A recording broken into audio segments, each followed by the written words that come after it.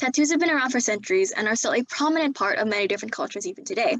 Despite that, though, I wonder, how have traditional tattoos evolved at all, if they have, in comparison to tattoos today? I wondered about this question in terms of the method of tattoos from different cultures compared to modern tattoo, because tattoos are a form of self-expression, which is something very important to me. Tattoos can be found in the history of many different cultures. For example, Native Americans, Japanese, and Austronesians, which is a far-spread group of people consisting of Samoans, Filipinos, Indonesians, and so on.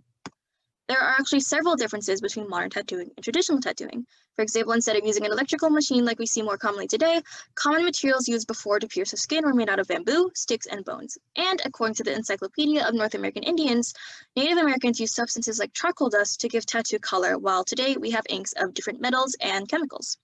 The main similarity, though, is that the methods of tattooing always pierce past the epidermis into the dermis, and there's also always aftercare to make sure the tattoo heals properly.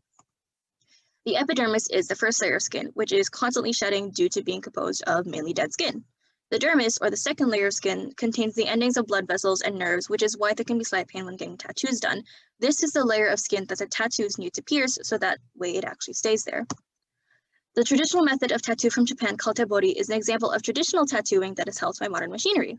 Tebori uses a wooden or metal stick with needles at the end and is repeatedly driven into the skin. Tebori artist Ryugen says that the tools he uses today aren't actually that different from the centuries-old tools, but he uses disposable needle tips for hygiene's sake. Tebori artists in Japan may also use electrical tattoo machines to line first, then traditional tebori method to color. An example method of tattoo that also stays pretty close to how it was done is the Tatal Method from Samoa.